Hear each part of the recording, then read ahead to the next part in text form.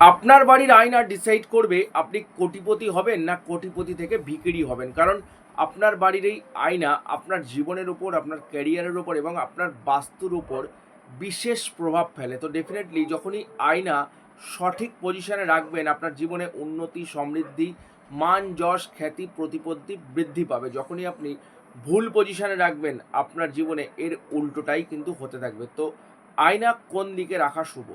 আয়না সব সময় চেষ্টা করবেন পূর্ব দিকে রাখার, উত্তর পূর্ব দিকে রাখার। ডেফিনেটলি পূর্ব দিকে বা উত্তর পূর্ব দিকে যখনই আপনি আয়না রাখবেন, আপনার জীবনে মান, যশ, খ্যাতি, সমৃদ্ধি, প্রতিপত্তি বৃদ্ধি পাবে।